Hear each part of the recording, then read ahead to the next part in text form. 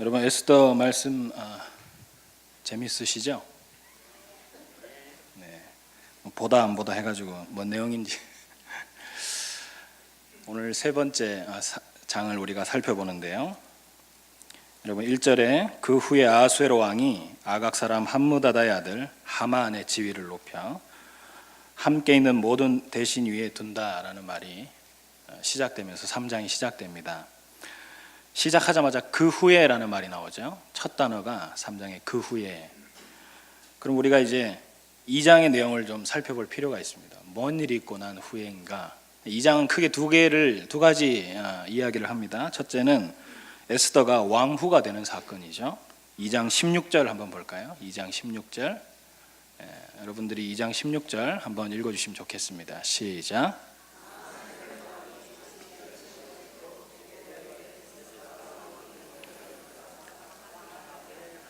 네, 하나님의 은혜로 이 에스더라는 자매가 왕후가 됩니다. 페르시아라는 이 큰 강대국에 시집을 가게 되죠. 이게 아하수에르는 왕이 7년쯤 되던 해에 일어난 일이다라고 얘기하고 있습니다. 또 하나는 어떤 사건이 있었냐면 모르드게, 이 에스더의 사촌 오빠 모르드게가 왕의 생명을 구한 사건이 나옵니다. 21절 그래서 23절까지 소리내서 한번 2장 읽어보도록 하겠습니다. 시작.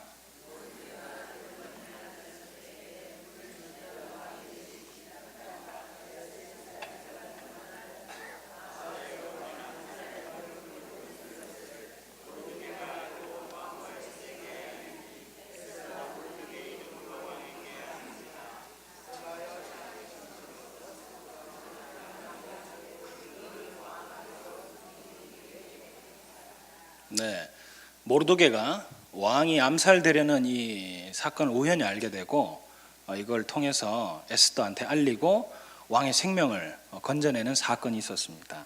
그러고 나서 3장이 오는데 그 후에라고 지금 얘기하는 것이죠. 근데 여러분 3장 7절 우리 자막에 나오죠. 3장 7절 보시면 이런 말씀이 있어요. 아하수에로 왕 제12년에. 성경을 이렇게 쭉 읽다 보면 여러분들이 곳곳에서 이런 단서들을 찾을 수 있습니다. 이런 걸 잘 정리하시면 이해가 됩니다.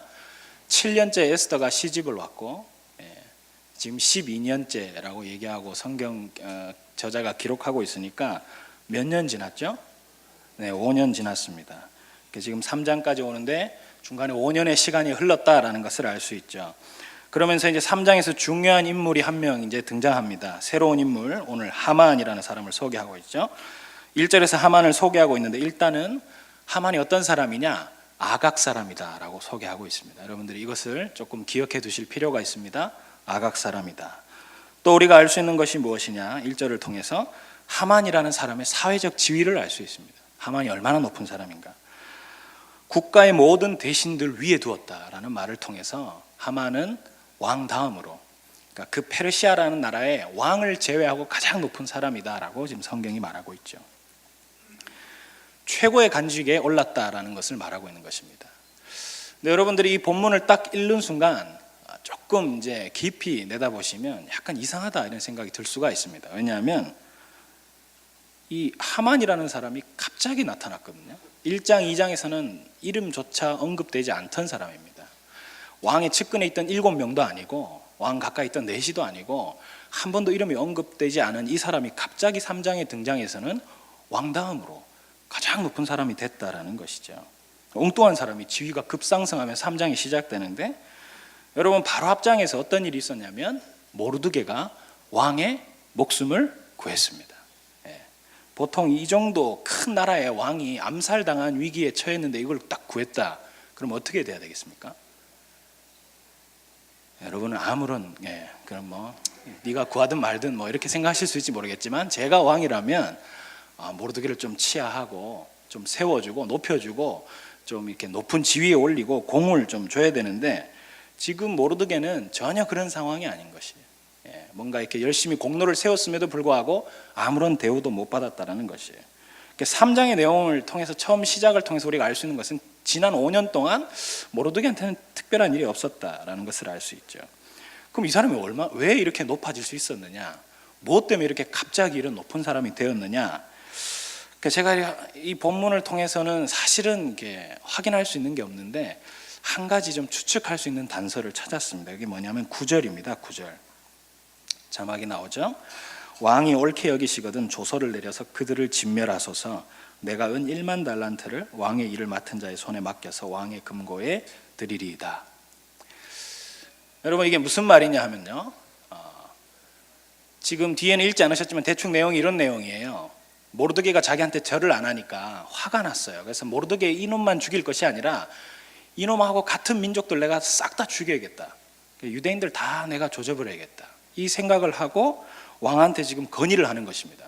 그런데 여기에 들어가는 모든 비용을 제가 대겠습니다 하면서 은 1만 달란트를 지금 낸 것이에요. 근데 이 은 1만 달란트가 어느 정도의 규모냐? 성경 우리 주예가들의 그 배경을 찾아보니까 무게로 치면 은이 375톤이에요. 안 놀라실 줄 알았습니다. 예. 여러분 1톤 트럭을 375대를 갖다 놔야 돼요. 가득 채워서. 여러분이 감이 잘 안 오기 때문에 제가 저희 교회 바로 앞에 주차장이 있습니다. 거기에 주차 라인에 차량 수를 제가 세어봤더니 36대예요. 36대. 거기에 1톤 트럭 36대를 주차할 수 있습니다. 그 주차장 10개 하고도 15대가 더 들어와야 됩니다. 돈으로, 은으로 그만큼 갖다 부어야 된다는 것이에요. 뭐 그 정도 재산 다 있으니까 다들 뭐 그런갑다 하시겠죠? 이게 어느 정도 분량이냐면 당시 페르시아라는 나라에서 한 해에 걷어들이는 세금이, 이 국가에서 한 해 동안 걷어들이는 세금이 1만 5천 달란트입니다.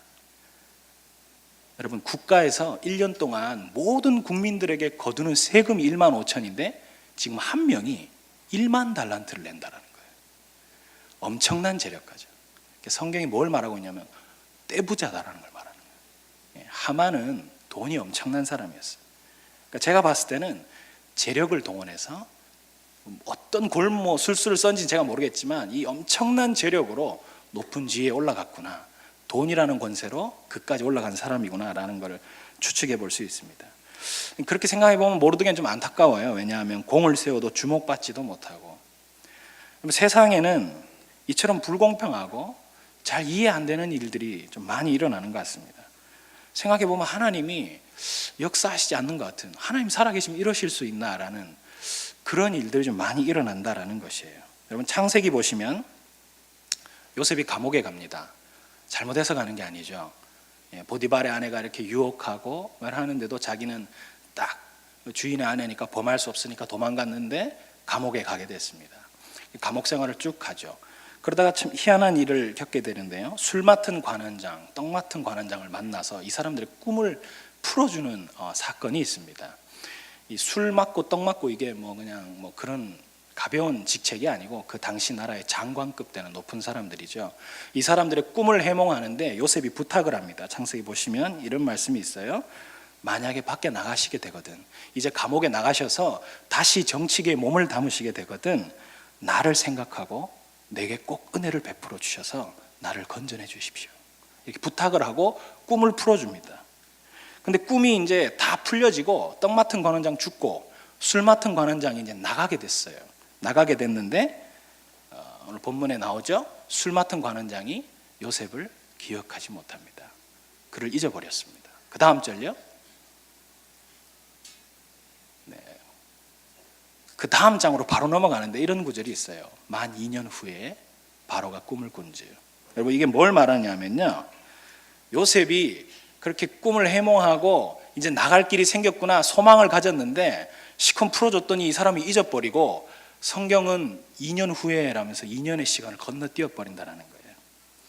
억울하게 감옥을 가가지고 너무 고생하고 겨우 이제 나갈 수 있는 한 줄기 빛을 발견해가지고 자기 꿈을 해몽해가지고 이제 좀 내가 살 수 있겠다 싶었는데 또 하나님이 2년을 침묵하시는 거예요. 그 성경은 거기에 대한 아무것도 기록하고 있지 않는 거예요. 여러분이라면 어떻겠습니까? 열받겠죠. 속상하겠죠. 하나님이 왜 나한테 이러시나, 길을 열지 않으시니까요. 근데 우리가 모르드게를 보면서 혹은 이 요셉을 보면서 붙들어야 할 중요한 메시지가 하나 있습니다. 그것은 뭐냐면 때로는 하나님이 침묵하시는 것 같고 또 때로는 하나님이 전혀 계시지 않는 것 같은 그런 상황이 우리 삶에 실제로 일어납니다. 그렇지만 앞이 보이지 않는 이런 캄캄한 현실 앞에서도 하나님의 백성들은, 하나님의 자녀들은 신실하게 우리 주님을 바라보고 주님이 역사하실 것을 기대하면서 기다려야 한다는 것입니다. 아멘. 여러분, 도리어 이렇게 어둡고 힘든 시기들이 우리 가운데 찾아오면 하나님께서 역사하실 준비하는 시기이신가 보다.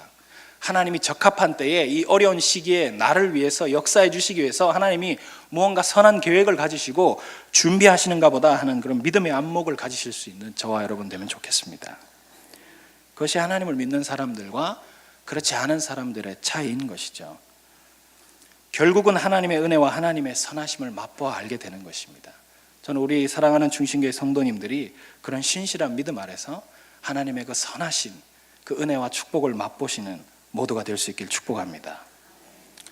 여러분 2절 보시면 이제 대궐문에 있는 왕의 모든 신하들이 다 왕의 명령대로 하만에게 꿇어 절하되 모르드게는 꿇지도 아니하고 절하지도 아니하니. 여러분 이제 페르시아 왕이 명령을 했습니다. 이 하만이라는 사람한테 전부 엎드려 경배해라. 이 사람이 제일 높다. 여기서 꿇어 절한다라는 의미가 뭐냐면요, 코가 땅에 닿을 만큼 납작 엎드려서 몸을 웅크려 가지고 경배한다라는 것이에요. 근데 이것이 페르시아 문헌에 의하면 페르시아 풍습에서는 신에 대한 경배의 이 자세입니다. 그러니까 지금 사람한테 신에게 하듯이 경배하라고 지금 하만이 요구하는 것이에요. 그리고 왕이 그것을 허가해주고 그렇게 하라 하는 것이. 하지만 모르드게는 꿇지도 아니하고 절하지도 아니합니다. 모르드게 이러한 행동이 주위 사람들에게는 전혀 납득할 수 없는 행동인 것이죠. 저는 이 본문을 딱 보는 순간 제 군생활이 생각났습니다. 군생활이. 저는 그렇지 않아요. 많은 목사님들이 군대 가면 그런 간증들을 하지 않습니까? 장군이 와가지고 술을 권했는데 나는 믿음을 지키고, 별이 막 4개씩 달린 장군이 와가지고 술을 따라줬으나 나는 그걸 거절했다. 저는 그러지 않았습니다. 근데 그때가 생각나더라고요. 딱 이 장면이 생각나는 거예요. 여러분 장군이 오면요, 여러분 상상할 수가 없습니다. 저는 군 생활하면서 장군을 2번 봤는데요, 별 달린 분을 벌벌벌 떨지요. 대령만 와도 난린데요. 장군이 와가지고 오늘 회식인데 술 한잔 하자 하면서 탁 따르면 거기서 새파란 이등병이 저는 예수 믿기 때문에 장군님의 술을 거절하겠습니다. 이건 거의 끝난다고 봐야 되는 거예요. 있을 수 없는 일이죠. 그렇기 때문에 목사님들이 그런 간증을 하는 것이고, 그런 대단한 믿음을 가졌다고 하는 것이고, 저는 그렇지 않았다라는 것을 솔직하게 말씀드리고 싶습니다. 그 장면이 생각났어요. 왜냐하면 다 납득을 못 하거든요. 군인들이라면 다 이해할 거예요. 쟤가 왜 저러나? 쉽게 얘기하면 이렇게 얘기해요. 개념이 없네. 지금 여기 모든 사람들이 모르드게를 보고 다 이상하다고 생각할 거죠. 개념이 없구나. 그래서 모르드게를 설득하기 시작합니다. 그게 3절 4절 내용이에요. 대궐문에 있는 왕의 신하들이 모르드게 이르되 너는 어찌하여 왕의 명령을 거역하느냐 하고 날마다 권하되 모르드게가 듣지 아니하고 자기는 유다인임을 알렸더니 그들이 모르드게 일이 어찌 되나 보고자 하만에게 전하였더라. 여러분 이거는 모르드게가 걱정돼 가지고 사람들이 지금 설득하는 내용이 아닙니다. 야, 니 그러다 죽는다 이렇게 걱정하는 게 아니라 조롱하는 내용이에요. 조롱하는 내용. 야, 세상이 다 그 사람 권세 앞에서 굴복하는데 니는 뭐라고 그렇게 개기냐? 네가 뭐하길래 그렇게 목을 꼿꼿이 세우냐? 네가 과연 잘 되는지 내가 한번 보자. 사람들이 지금 그런 조롱을 하는 내용인 것입니다. 그런데 모르드게가 듣지 않습니다. 그들의 말대로 왕의 명령임에도 불구하고 모르드게는 순종하지 않습니다. 왜 듣지 않았을까요? 왜? 여기 중요한 의미가 있습니다. 거기에 대한 중요한 힌트가 4절에 나오죠. 4절에 자기는 유다인임을 알렸더니, 사람들 앞에서 난 유다인이야, 난 이스라엘 백성이야, 난 하나님의 자녀야, 지금 그거 말하고 있는 것입니다. 모르드게가 절하지 않은 가장 중요한 이유 중에 하나는 자기 신분 때문이었어요. 자기 정체성. 내가 하만에게 절하지 않는 이유는 내가 하나님의 백성이라는 정체성을 가지고 있기 때문이었습니다. 내가 이스라엘 백성이고 내가 하나님의 자녀인데 어찌 그렇게 할 수 있느냐라는 것이죠. 요즘 우리식으로 풀면 하만이라는 이 권력 앞에 세상 사람들이 다 굴복함에도 불구하고 나는 그리스도인입니다. 난 예수 믿는 사람이기 때문에 저는 세상 권력 앞에 굴복하지 않습니다. 지금 그 말을 하고 있는 것이에요. 나는 유다인이다라고 말하는 것이. 여기서 말하는 유다인이다, 내가 유다인이다라고 말하는 것이 왜 절을 하지 않는 이유가 되는 것인가, 그 두 가지를 우리가 좀 알아볼 수 있습니다. 첫 번째는 좀 역사적인 측면이에요. 이 본문을 통해서 우리가 쭉 이 가문의 뿌리들을 살펴보면 이해하실 수 있습니다. 1절로 돌아오시면 하만의 뿌리를 알 수 있습니다. 하만이라는 사람이 선조가 누구냐, 시작할 때 이렇게 나와요. 아각 사람. 아각이라는 것은 사람 이름입니다. 근데 이 아각이 누구냐, 아말렉이라는 족속, 여러분 들어보셨죠? 아말렉 한 번쯤 들어보셨을 거예요. 그 족속의 왕이에요. 근데 이 아말렉 족속이 누구냐 하는 것이죠. 아말렉 민족은 쉽게 설명하면 길게 내다보면 에서의 후손입니다. 에서의 후손이기도 하고 이스라엘하고는 철천지 원수지간이죠. 유독 하나님의 미움을 받았던 민족이고 말씀 곳곳에서 하나님이 정말 미워하시고 싫어하시는 민족으로 대표되는 민족입니다. 왜냐하면 하나님의 역사를 때마다 가로막았거든요. 하나님의 약속을 가로막은 민족이었습니다. 이스라엘이 출애굽 해가지고 제일 처음 출애굽 딱 해가지고 이제 홍해 사건 다 끝나고 쭉 나가는데 광야에서 제일 먼저 이스라엘 앞을 가로막고 이스라엘을 괴롭히고 이스라엘과 전쟁을 치렀던 민족이 아말렉입니다. 여러분 출애굽했을 때 이스라엘이 당시 르비딤이라는 광야에 가게 됩니다. 르비딤. 거기 갔더니 막 목이 마르고 힘들고 어려웠거든요. 그래서 이스라엘 백성들이 또 원망하기 시작합니다. 하나님이 안 계시구나. 우리 목말라 여기서 다 죽겠다.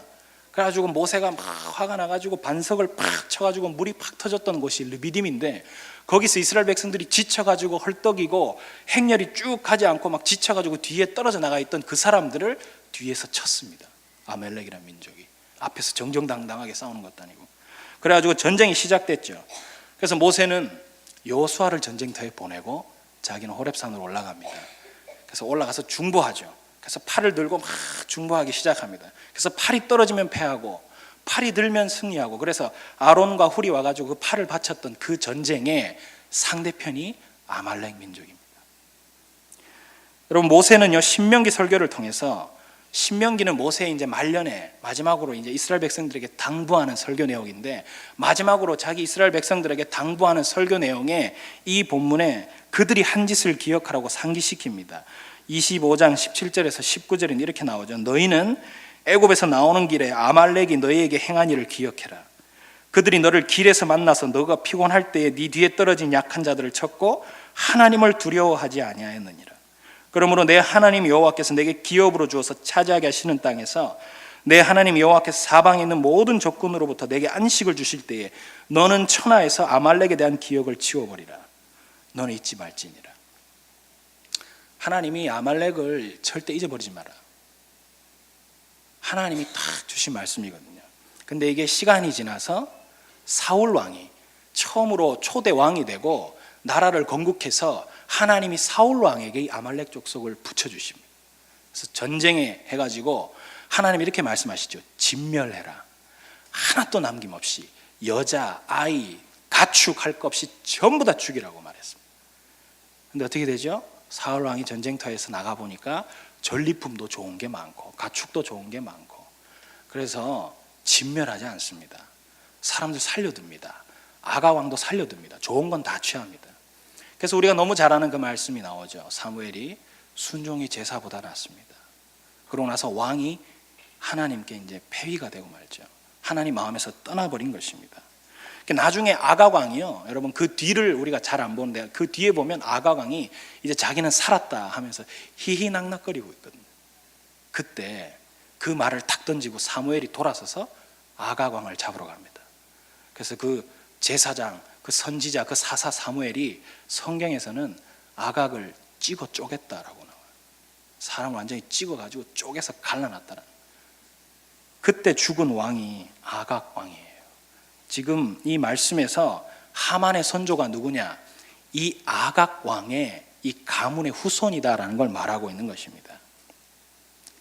근데 더 재밌는 건 뭐냐면, 여러분 사울 왕은요 베냐민 지파입니다. 베냐민 지파고 기스의 아들이죠. 기스의 후손이죠.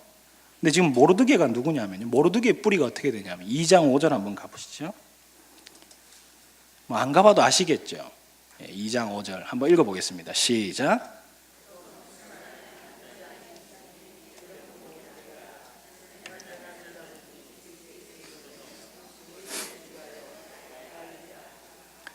여러분, 모르드게가 베냐민 지파예요. 기스의 후손이에요. 이게 무슨 말이죠? 사울 혈통이에요. 그럼 지금 하만은 누구 혈통이죠? 아각 혈통이에요. 이 두 집안은 로미오 줄리엣처럼 철천지 원수 같은 집안이에요. 이 두 집안이 지금 다시 만났는데 그 앞에 지금 발 앞에 엎드려서 코가 납작하게 땅바닥에 엎드려서 절하라고 하면 할 수 있겠습니까?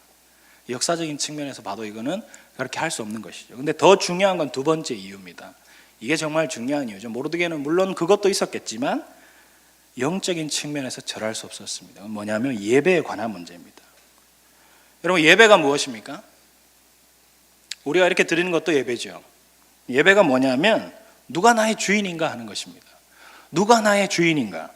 누가 내 삶의 가장 우선순위에 있냐 하는 것입니다. 어떠한 것이 내 인생에 가장 가치가 있냐 하는 것이죠. 그게 예배입니다. 내 인생에 가장 가치 있고 높으신 존재 외에 다른 대상에게는 내가 어떠한 신적인 경배도 드릴 수 없다라는 것이 지금 모르드게의 태도인 것이에요. 하만에게 꿇어 절하는 것은 내가 하나님을 저버리는 행동이다. 그렇기 때문에 내가 따를 수 없다라는 것이죠. 하나님 섬기고 예배하던 사람이 어떻게 이런 권력 앞에 굴복해가지고 하나님보다 사람을 더 높일 수 있겠는가? 난 그렇게 할 수 없어. 사랑하는 성도 여러분, 하나님을 예배한다라는 것은 우리 마음에 하나님보다 더 높은 것은 있을 수 없습니다라는 고백을 하는 것입니다. 아멘. 하나님보다 더 높은 것은 있을 수 없습니다라고 고백하는 것이 예배이고 그 고백대로 살아내는 것이 예배입니다. 모르드게는 하나님을 가장 높이는 사람이었습니다. 그리고 모르드게는 하나님을 가장 두려워하는 사람이었습니다. 그래서 사람을 두려워하지 않는 것이에요. 사람을 두려워하는 그런 신앙을 살아내지 않는 것입니다. 사실 모르드게는요, 그동안 쥐 죽은 듯이 조용히 지냈습니다. 여러분 2장 10절 가보시면요, 에스더가 자기 민족과 종족을 말하지 아니하니 모르드게가 명령하여 말하지 말라 하였습니다. 여러분, 미스 페르시아를 뽑을 때에 그 대회가 열려서 막 미인들 막 뽑을 때에 너는 출신이 어디냐 말하지 말라 했어요. 조용히 지냈습니다. 자신의 존재를 드러내지 않고 성격이 그냥 조용히 하나님만 바라보고 하나님만 섬기고 아무도 알아주는 사람 없어도 그런 사람이었어요. 2장 22절 가면요, 모르드게가 알고 왕후 에스더에게 알리니 에스더가 모르드게 이름으로 왕에게 아뢰니라. 이거 아까 전에 읽으셨던 본문인데 왕의 암살 관련된 내용을 자기가 알게 됐어요. 바로 가가지고 자기가 왕한테 얘기하면서 자기가 공을 높이고 이렇게 하면 되는데 자기가 드러내지 않습니다. 에스더한테 알리고 자기는 굳이 나서지도 않고 뒤로 빠지는. 근데 페르시아 당대 최고 권력자나 다름없는 지금 하만이라는 사람이 지금 이렇게 한번 조용히 그냥 절하고 그냥 가면 되는데 굳이 이 사람에게 이렇게 목숨 걸고 덤비는 이유가 무엇이겠습니까? 하나님 아니면 내가 살 수 없다라는 믿음이 모르드게한테 있기 때문입니다. 하나님 아니면 내가 살 수 없다라는 믿음이 있기 때문이에요. 이게 예배입니다. 나는 하나님 아니면 살 수 없어. 난 세상 권력이 나를 어떻게 좌지우지할 수 있는 것이 아니라 하나님만이 나를 좌지우지할 수 있다. 이게 예배거든요. 하나님이 나를 살리실 수 있지 하만이 어떻게 나를 살리고 죽이고 할 수 있느냐 하는 것입니다. 하나님이란 존재는 모르드게가 자기 목숨을 걸고 지킬 만한 모르드게의 마지막 자존심인 것입니다. 나의 마지막 자존심, 이게 신앙인 것이죠. 하나님이란 존재는 다른 그 어떠한 것으로도 내 삶에서 끌어내릴 수 없는 가장 높은 곳에 있어야 할 뿐이다라는 것이에요. 그걸 마음에서 계속 지켜내는 것이죠. 아무도 보는 이 없어도, 누구도 알아주지 않아도, 뭐 공을 세워도 그냥 저 구석에서 아무도 알아주지 않는다 해도 모르드게의 신앙의 절개는 변함없이 신실하게 소망 가운데 하나님 바라보고 있었던 것입니다. 여러분, 추적자라는 드라마가 있었습니다. 저는 사실 못 봤어요. 그런데 어떤 목사님이 이 대사를, 이 추적자에 나오는 대사를 인용하는 것을 제가 듣고 같이 나누고 싶습니다. 약간 좀 상스러운 단어가 나오는데 이해해 주십시오. 이거는 대사라는 것을, 대사입니다. 대사. 거기에 이런 대사가 있습니다. 자존심이라는 것은 미친년이 머리에 꽂고 있는 꽃과 같은 것이다.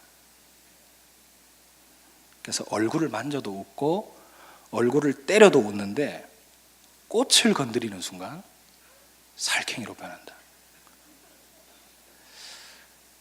여러분, 이 대사를 조금 순화해서 다른 버전으로, 자존심이라는 것은 정신 나간 자매가 머리에 꽂고 있는 이 꽃과 같은 것이다. 얼굴을 만져도 웃고 얼굴 때려도 웃고 조롱해도 웃고 막 웃는데 이 꽃만 건드리면 살쾡이로 변해서 미친 듯이 덤빈다라는 거예요. 사람마다 건드리면 안 되는 자존심이 있습니다. 저도 자존심이 세거든요. 건드리면 안 되는 무언가가 있어요. 사람마다 건드리면 안 되는 머리에 꽃이 있습니다. 어떤 사람은 그게 외모가 될 수 있습니다. 저는 외모는 제 자존심이 아닙니다. 많은 사람, 최근에 제가 가장 가까이 있는 우리 권 전사님이 자꾸 제 외모가 태기 아버지를 닮았다. 그래서 그거를 굳이 안 그래도 되는데 SNS에 올리고 사람들한테 막 공개하고, 그래서 이번에 제가 잠시 육지에 다녀왔는데 사람들이 저보고 계속 하는 말이 진짜 태기 아버지 닮았네 이런 얘기 하는 거예요. 어릴 때 저는 막 눈이 작다 이런 얘기도 많이 들었습니다. 눈 뜨고 있느냐, 선생님 앞에 와가지고 지금 눈 감고 있냐 이런 얘기도 듣고 했는데요. 저는 외모가 제 자존심이 아니기 때문에 누가 와서 태기 아버지 뭐라 하든 이런 그냥 웃고 넘길 수 있습니다. 그죠? 태기 아버지를 하면 그래 태기 아버지 닮았지. 근데 그게 외모가 자존심인 사람들이 그거 건드리면 큰일 나는 것이에요. 누구는 돈이 될 수 있습니다. 누구는 내 머리에 꽂힌 자식 문제가 될 수 있어요. 여러분, 아수에로 왕은요, 자기가 왕비를 불렀는데 왕비가 안 옵니다. 불순종해요. 그러니까 화가 치밀어 올라서 그 자리에서 왕비를 폐위시켰습니다. 이혼해버렸습니다. 아수에로라는 이 왕에게는요, 이 머리에 꽃이 뭐냐 하면 이 권위인 거예요. 권력. 이 내 권력에 불순종하는 거. 여러분, 지금 하만이 머리에 꽂혀 있는 꽃이 무엇일까요? 동일합니다. 나는 권력을 지금 어렵게 이렇게 돈 들여서 권력을 샀는데 이 듣도 보도 못한 모르드게가 와가지고 자기 머리에 꽃을 건드리는 거예요. 그래 놓으니까 그냥 너만 죽어서 안 되겠다. 너와 관련된 모든 민족을 내가 다 쓸어버려야겠다. 이렇게 결정하는 것이죠. 여러분 머리에는 어떤 꽃이 꽂혀 있습니까? 여러분이 진짜 내가 꼭 지키면서 살아가는 그런 자존심이 있지 않습니까? 여러분 마음을 잘 들여다보십시오. 사실 알고 보면 너무 하찮은 자존심인데 별거 아닌데 살아가면서 진짜 발끈하고 노발대발 막 화를 내고 상처를 주고받고 하지 않습니까? 여러분, 저는 아수에로 왕이 와이프를 불렀는데 안 오면 오늘은 좀 화장이 잘 안 먹거나 사람들 앞에 보이기 힘든갑다 이렇게 생각하고 넘길 수 있지 않습니까? 사실은 그런 문제들이 우리 자존심이라는 거 안에 다 그런 거거든요. 자존심이라는 건 정말 가치 있는 것에 목숨을 걸어야 하는 것이에요. 우리가 정말 별거 아닌 자존심 때문에 서로 상처를 주고받고 서로 별거 아닌 것 때문에 엄청 화를 내고, 제가 그렇습니다. 저희 집사람하고 저하고 한 번씩 다툴 때 전 정말 별거 아닌 걸로 화가 나더라고요. 저한테 문제가 있는 것이죠. 말씀을 볼 때마다 하나님이 너한테 문제가 있다.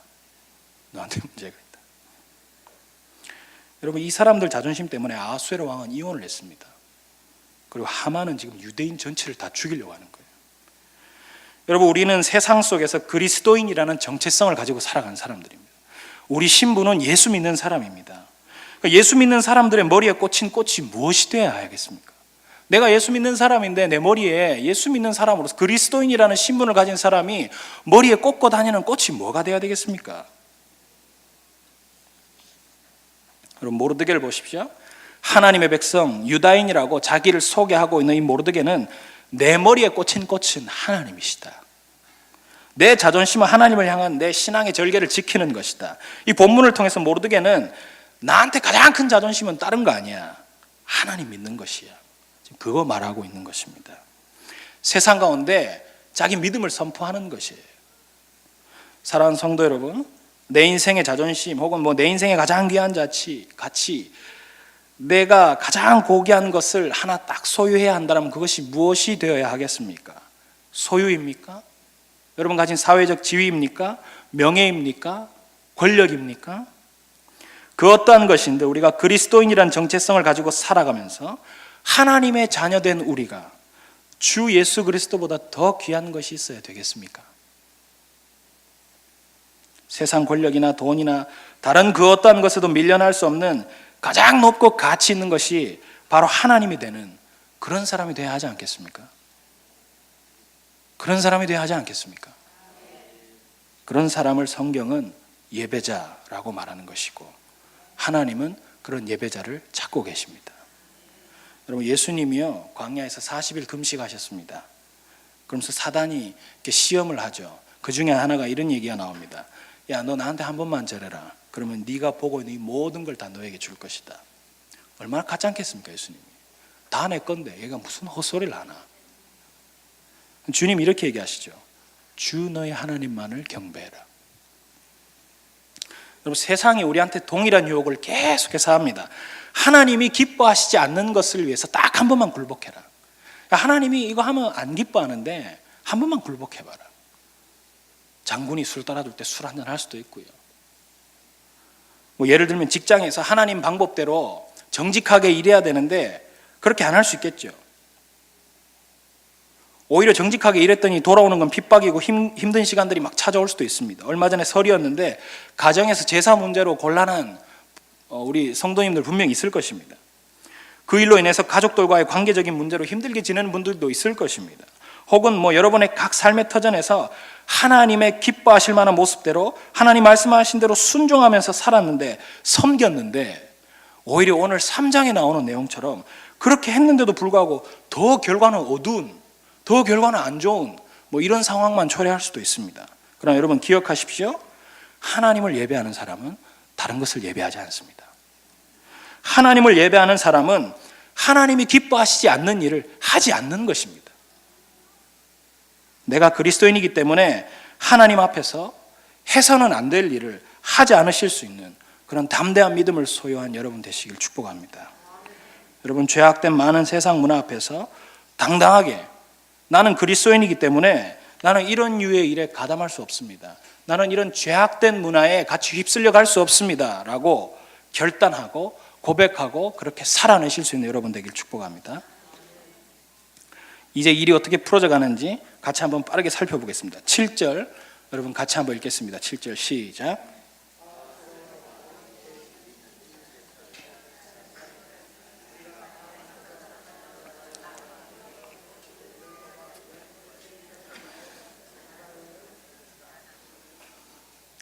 여러분, 우리가 말씀을 읽는 게 설교를 듣는 것보다 훨씬 더 중요합니다.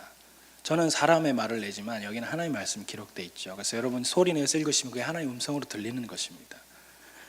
여러분 7절 보시면 내용이 이런 내용이죠. 유대인들을 죽이기 좋은 시기를 정하기 위해서 제비를 뽑습니다. 이제 이 하만이라는 사람이 열받아가지고 유대인들 다 죽여야겠다. 근데 어떻게 하냐면 언제 죽일까?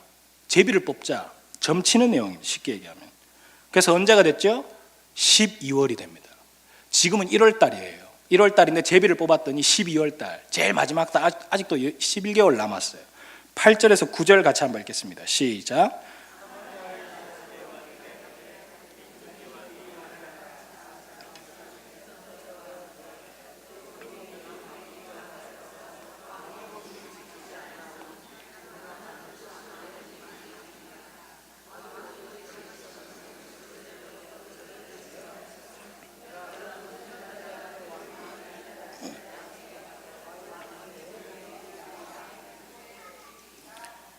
네, 8절 9절 내용 간단합니다. 유대인이란 민족을 없애야 된다고 지금 왕에게 건의하는 내용입니다. 유대인들을 없애야 됩니다. 유대인은 왕을 거역하는 민족입니다. 왕의 법을 무시합니다. 무례한 행동을 일삼습니다. 그래서 그들을 없애라는 명령의 조서를 왕이 내려주십시오.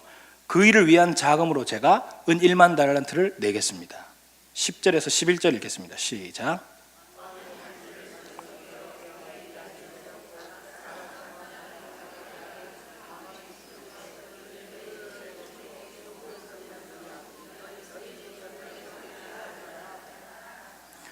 10절, 11절은 왕이 하만의 요청을 허락하는 내용입니다. 인장반지, 인쳤다 이 말은 무슨 말이냐면 우리나라로 치면 국세 같은 것입니다. 국세.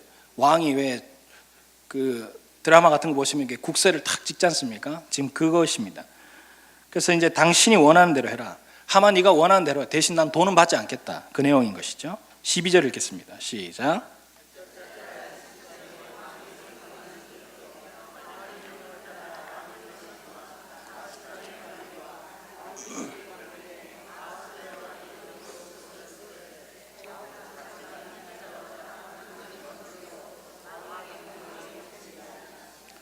여러분 12절 보면 중요한 게 나옵니다. 1월 13일이라고 나오죠.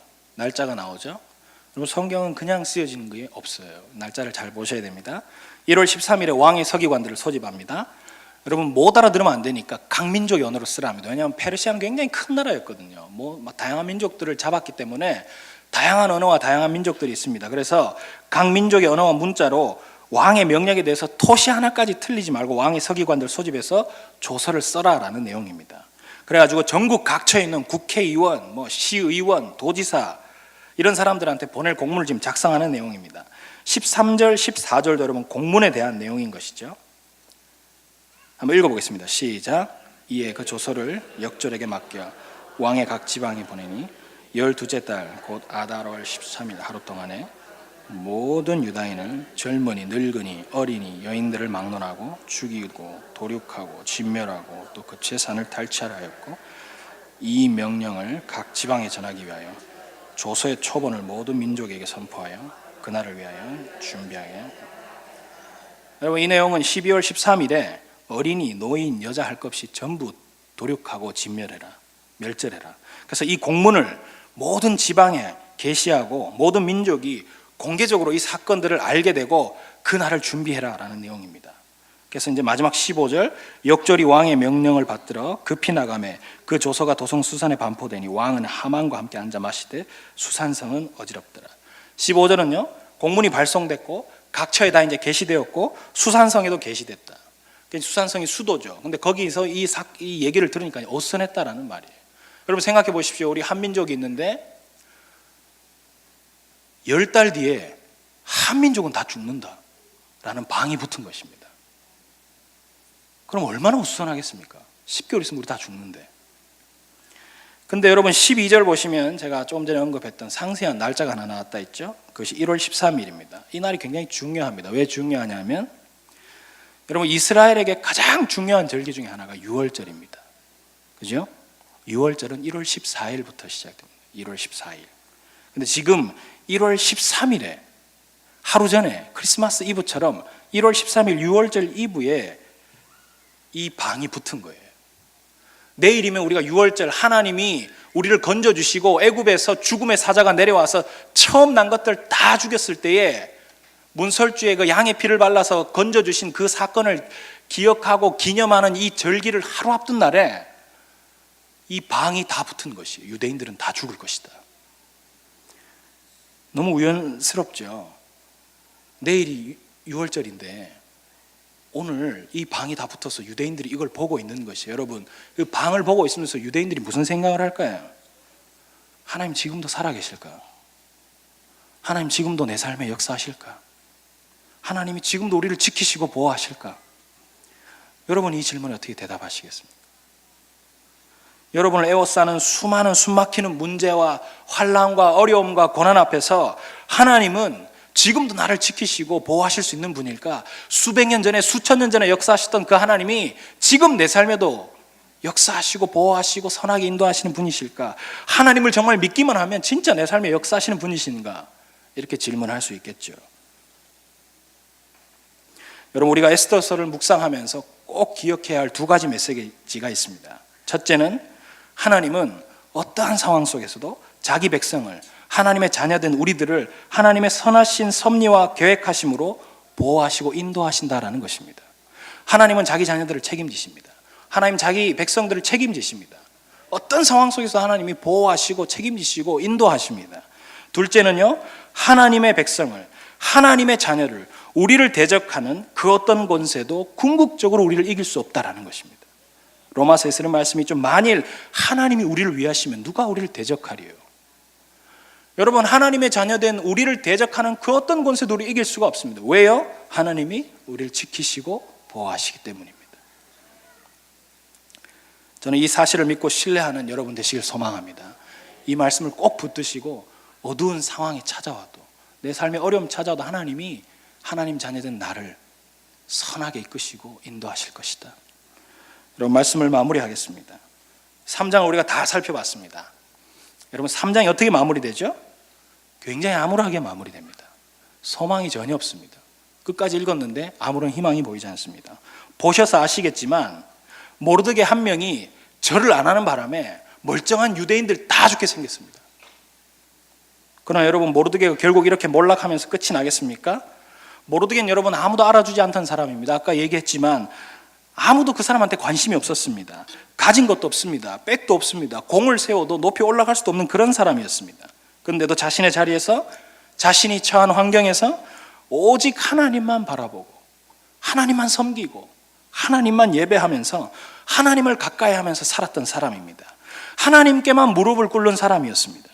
아무도 보는 사람 없어도 자기 신앙의 절개를 지켜내던 사람이었습니다. 하나님을 철저하게 믿었던 사람이었습니다. 그런 모르드게를 하나님이 그냥 내버려 두시겠습니까? 그런 모르드게를 절 안 했다고 그냥 모르겠다, 너 죽어라 이렇게 하겠습니까, 하나님이? 여러분, 후에 여러분이 직접 보시겠지만 하만의 자리를 누가 대신하느냐? 모르드게가 대신합니다. 여러분, 에스더 마지막 절이에요. 저 구절이 10장 3절이 에스더 끝인데요, 한번 읽어보겠습니다. 시작. 유다인 모르드게가 아하수에로 왕의 다음이 되고 유다인 중에 크게 존경받고 그의 허다한 형제에게 사랑을 받고 그의 백성의 이익을 도모하며 그 모든 종족을 안위하였더라. 여러분, 제가 제일 좋아하는 드라마가 역전 드라마입니다. 저는 역전 드라마를 굉장히 좋아합니다. 역전의 하나님이 놀라운 반전을 에스더 제일 마지막 절에 딱 끝에 보여주시는 것입니다. 모르드게가 하만의 자리를 대신하고 페르시아의 왕 다음 자리까지 하나님이 올려주시는 것이에요. 여러분, 이 결정이 언제 일어났을까요? 하나님이 모르드게를 세우고 모르드게를 높여야 되겠다, 모르드게에게 내가 영광을 부어줘야겠다라는 이 결정이 언제 일어났겠습니까? 3장에서 일어나는 거예요. 하나님이 3장에서 모르드게 하는 행동을 보시고 내가 이 친구에게 영광을 부어줘야겠다, 내가 이 친구를 높여야겠다, 내가 이 친구를 세워야겠다, 하나님이 그 결정을 3장 같은 어두운 시기에 하시는 것입니다. 아무도 하나님께서 이 상황에서 역사하실 것이다라고 생각하지 않았습니다. 아무런 소망도 보이지 않습니다. 아무 일도 일어나지 않을 것 같습니다. 곧 죽을 것 같습니다. 눈앞이 캄캄한 상황밖에 없습니다. 미래가 암울합니다. 근데 그런 때에 하나님이 모르드게의 믿음을 주목하여서 보십니다. 그리고 모르드게가 하는 행동 하나하나를 보시고 주목하시고 모르드게를 높이 세우시기로 결정하시는 것입니다. 여러분, 우리가 3장을 볼 때 끝이 암울하죠? 아무런 소망이 없죠? 하나님 생각하지 않고 그냥 환경만 바라보기 시작하면, 이 상황만 바라보기 시작하면 3장이야말로 가장 암울합니다. 제일 암울하죠. 제일 힘들 때고 제일 소망 없을 때입니다. 여러분도 혹시 이런 3장과 같은 시기를 보내고 있지 않습니까? 여러분, 제가 이 본문을 한 이틀 계속 앉아서 보다가 제 이야기 같았습니다. 3장과 같은 시기를 보내고 있는 제 삶에 하나님 말씀하시는 것 같았습니다. 여러분 가정이 혹은 여러분 삶의 어떤 모양새든지 간에 여러분들이 지금 이 3장과 같은 시기를 보내고 있지 않습니까? 그러나 가장 극심하고 어려운 그 순간에 하나님이 여러분을 주목하십니다. 네가 하나님의 사람인가 아닌가? 네가 나를 가장 중요하게 생각하느냐면 다른 걸 중요하게 생각하느냐? 네가 돈을 붙드느냐 아니면 나를 붙드느냐? 네가 사람 바라보느냐 아니면 날 바라보느냐? 이런 상황에서도 여전히 너를 지키고 인도하고 보호하는 그 선하신 나를 바라보는 그 믿음의 안목이 너에게 있느냐 없느냐? 하나님이 이 어두운 시기에 한 사람 한 사람 믿음을 주목하여 보시고 거기서 하나님이 이 사람에 대한 판가름이 딱 난다라는 것입니다. 3장과 같은 시기에 하나님이 여러분에 대한 그 판단이 선다라는 것이죠. 여러분, 분명히 기억하십시오. 3장과 같이 답답할 때가 있습니다. 여러분, 힘들 때가 있습니다. 어려움 있을 때가 있습니다. 안 풀릴 때가 있습니다. 그러나 하나님 경배하십시오. 하나님 예배하십시오. 하나님 높이십시오. 여러분, 절망 가운데 낙심하지 말고 하나님 바라보십시오. 그때 여러분을 향한 하나님의 위대한 결정이, 여러분을 향한 선하신 하나님의 계획하심이 저 하늘 위에서 준비되어지고 있는 것입니다. 하나님이 우리를 살리시지 하만과 같은 그런 세상 권세가 우리를 살리지 않습니다. 하나님의 백성된 자존심을 지키며 사는 여러분 되기를 축복합니다. 하나님 앞에서 다시는 내가 세상과 타협하지 아니하고 내가 죄와 타협하지 않겠다는 그 모르드게의 마음이, 그 모르드게의 예배가 여러분 삶에 회복되기를 축복합니다. 그래서 3장과 같이 어두운 때에 하나님의 약속의 말씀을 더욱 붙들고 빛을 발하는 저와 여러분 되면 좋겠습니다.